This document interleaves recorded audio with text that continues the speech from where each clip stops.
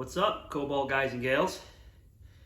So, some of you may know me, some of you may not. I am Brad Whiteside from the Cobalt crew.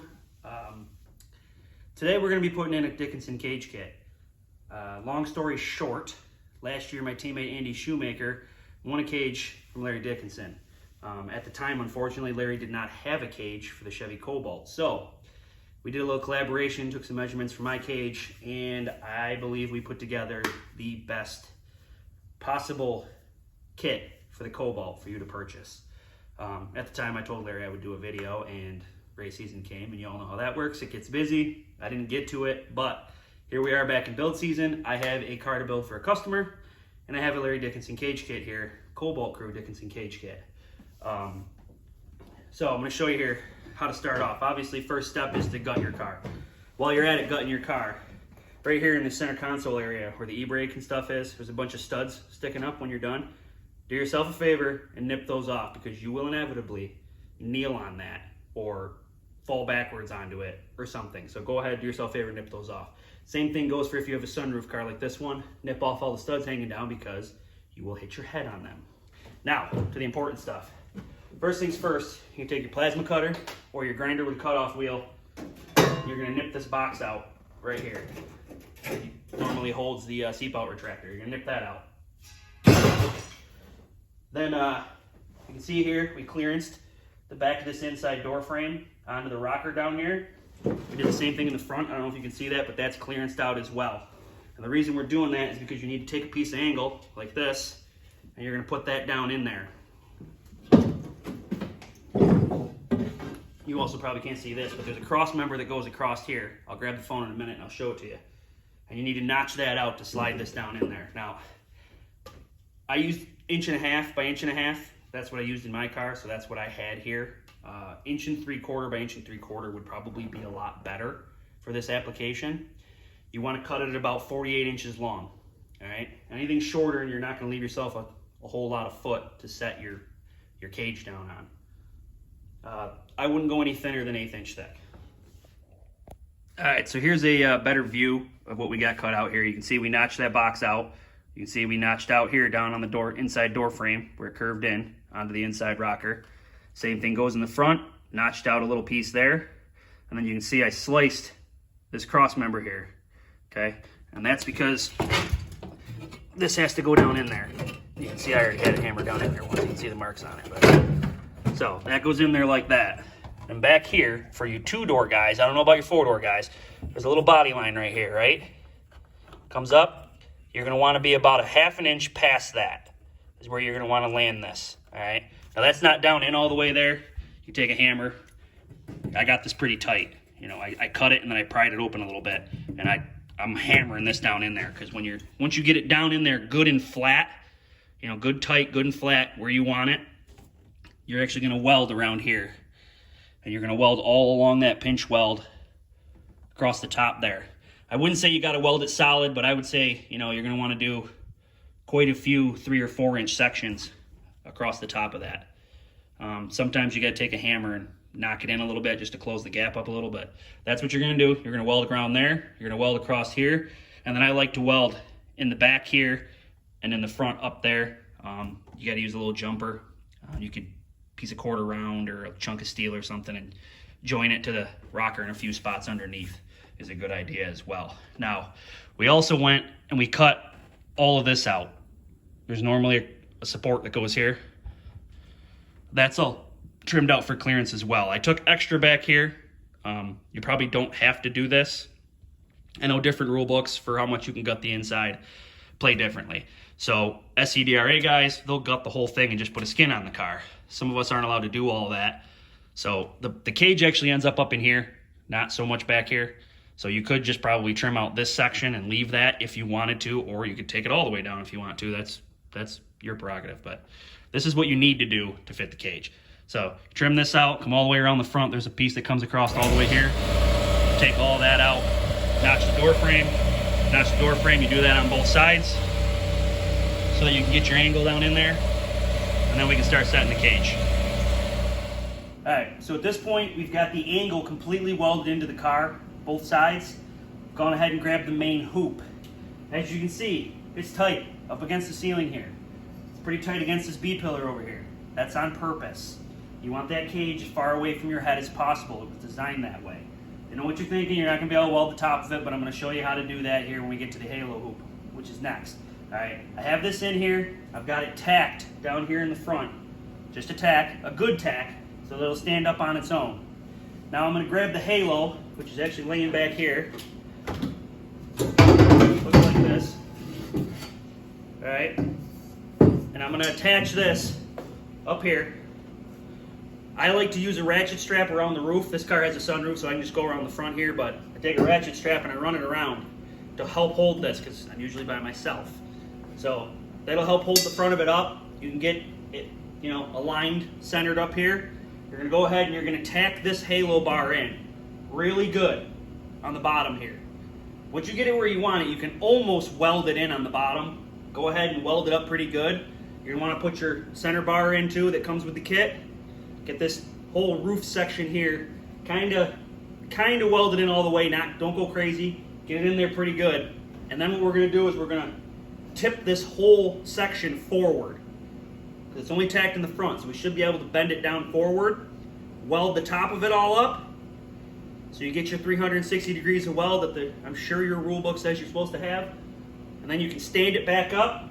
You can put a little bit better weld around the bottom of it. You don't need to go crazy, but after you get it stood back up, weld around the bottom of it, and then we can continue on for the rest of the cage.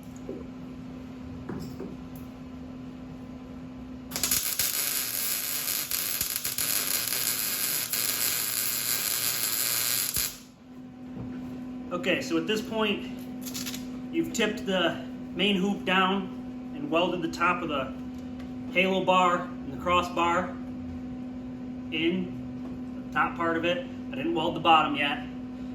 Everything's gonna get tacked, and at the very end, I'm gonna come back and finish weld all of the welds 360 degrees. But after we've got this to this point here, now it's time to put your A-pillar bars in. So,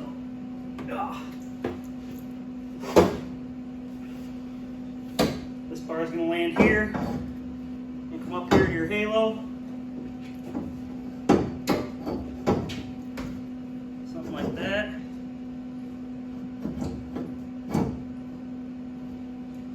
Again, like I said, you're only tacking this. We're going to loosen this up a little bit here. This will come forward here. There we go. That's better. Alright, so, again, you're going to get this bar in here.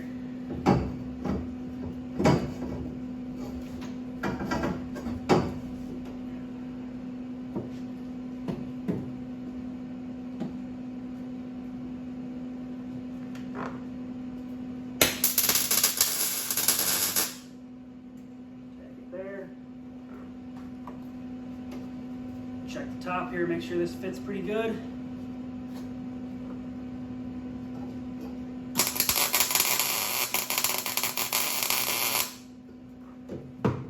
Safety glasses are all wet because it's raining outside. I stepped outside for a minute. So, okay.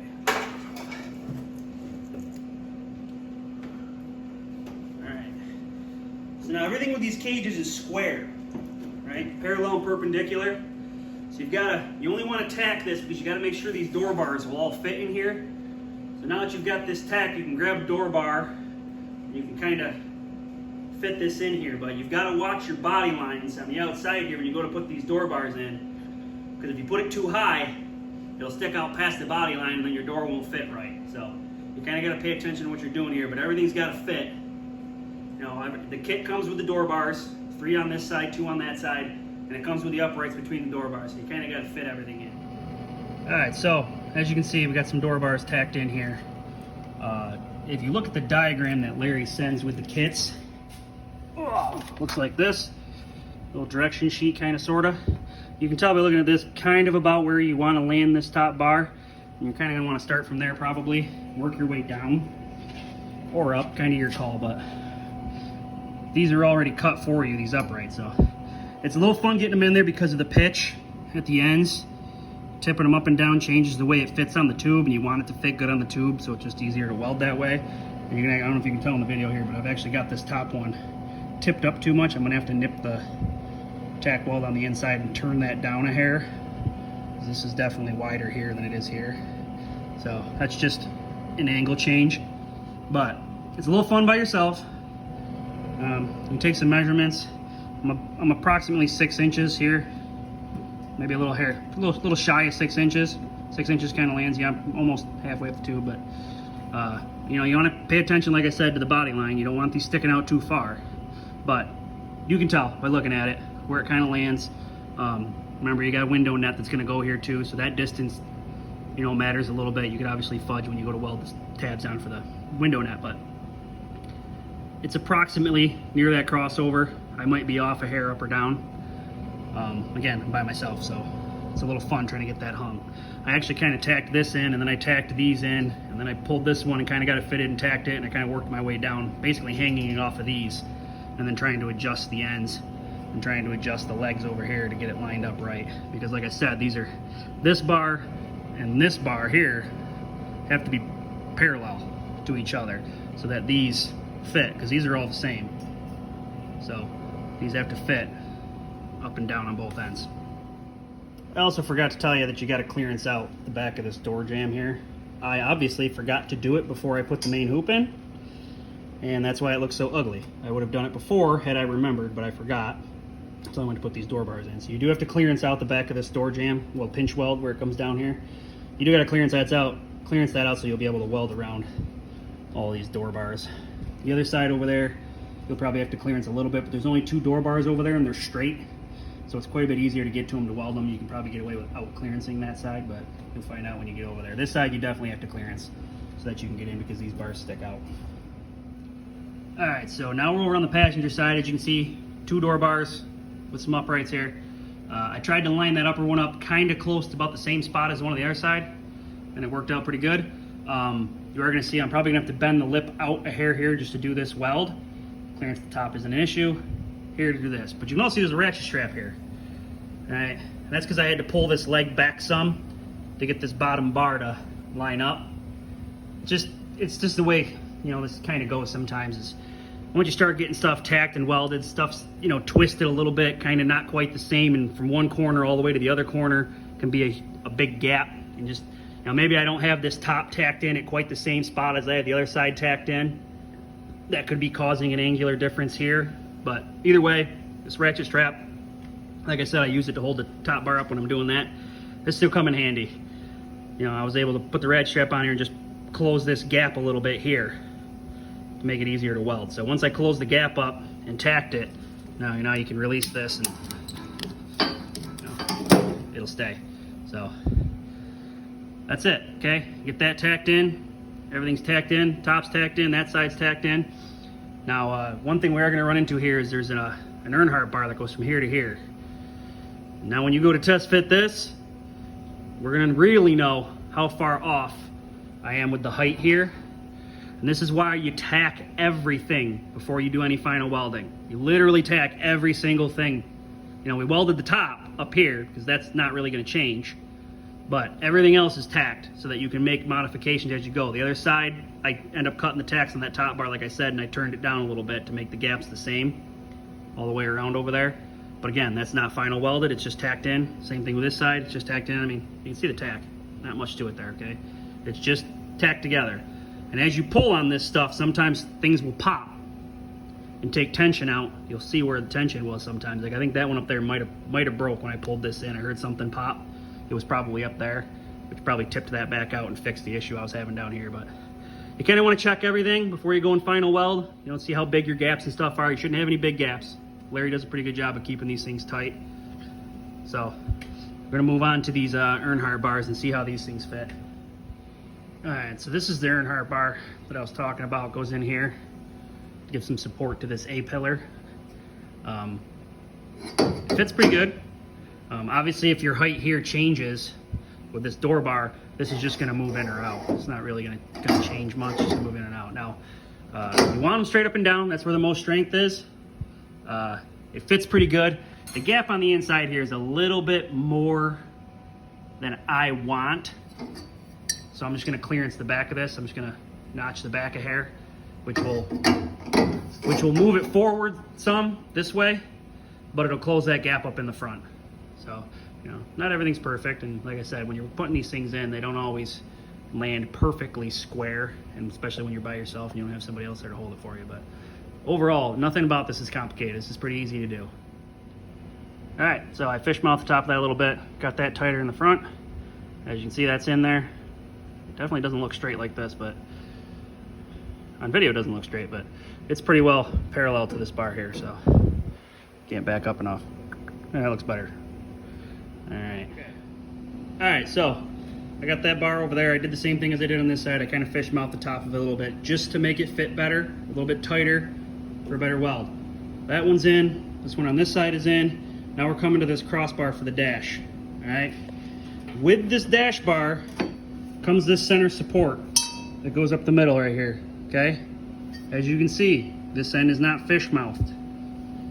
This end is. All right. You're gonna actually fabricate this piece yourself. And that's because not everybody likes this crossbar in the same spot. Okay? For the guys who take this section out of here, they have to fabricate their own mount for their steering shaft.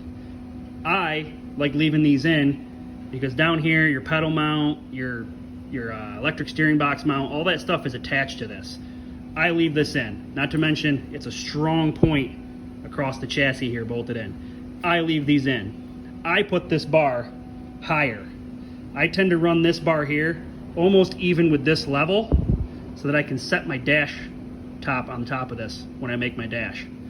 So I'm gonna get this close to level with this, maybe a slight pitch, but pretty close to level. And then I'm gonna tack this bar in, and then I'll have to modify this bar, like I said, to fit in the center here, from the halo down to the top of this. All right, so when it comes to the rear down tubes, there's a couple different ways you can do this.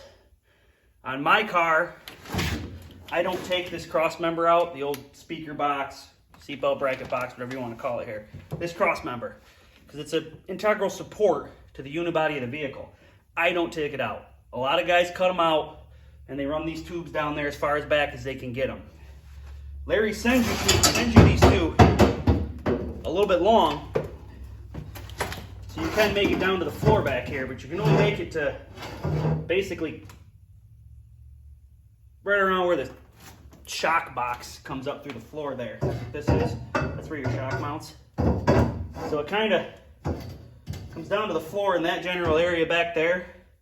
On my car, I actually plated this off here with a steel plate.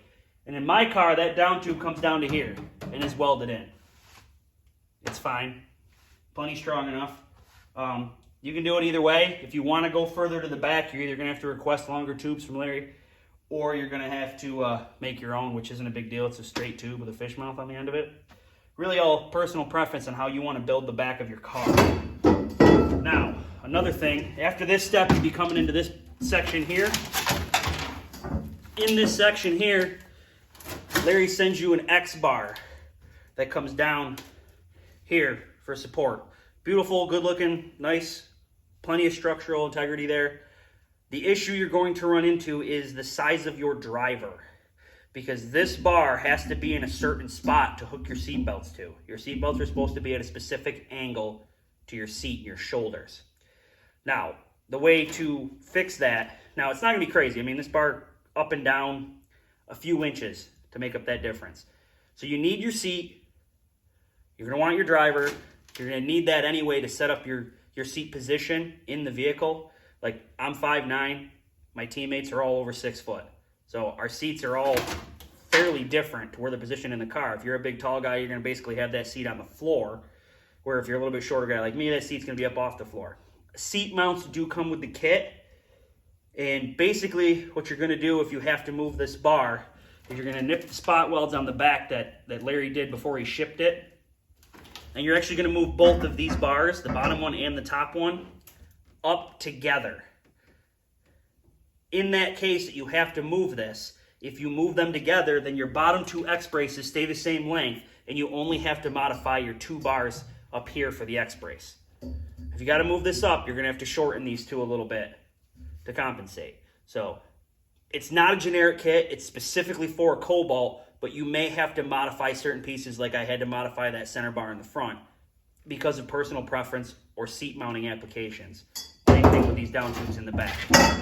The main structure, I mean, that is what it is. That's what it's going to be. It's going to be up here tight, nice to the roof, like I showed you before, to try to get it as far away from your head as possible. That's on purpose for you taller guys. But once you get to this point, like I have pretty much the whole cage tacked in now. I haven't done these down tubes in the back yet. And obviously I haven't done the X-brace because this is a customer's car and I'm going to need the driver here with the seat in order to figure out exactly where I put this back section.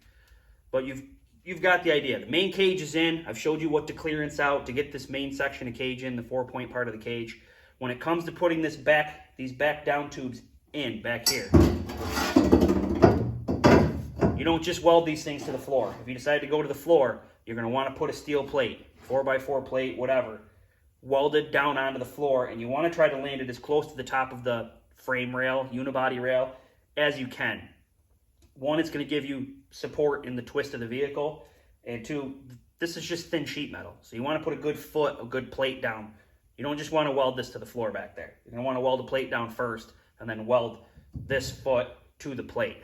Same as if you decide to do it like I do and you decide to put it up here on this section, you want to put a nice steel plate on there, cover up this old hole, and put a nice steel plate here, weld it all into this, and then land the bar on it if you choose to do it how I did in my car. So, I'm going to get this in as best I can. I'll weld it all up, and then I'll show you where I'm at prior to seat installation, which we probably won't show in this video. All right, well, I actually ran out of welding wire before I got to finish, but you get the basic idea. As you can see, I brought those down to the floor back there. I plated it, welded it in. They're welded in up top. You see everything up there is finished welded. Over there, pretty much finished welded. Over here, we're all welded up. Got some gussets in and stuff. The kit comes with 10 gussets. I use a lot more than 10 myself, just personal preference. If you just want to use the 10 that he sent you, I suggest using them at your junctions to the main hoop. You can see I got one under here, but I would say use them all in here to here, across that bar there. You know, I'd use them around the main hoop area where you want most your strength. Over there, most rule books nowadays call for a door plate, so you probably don't need a ton of gussets over there because you're going to put a door plate on it, and that's going to strengthen that side up.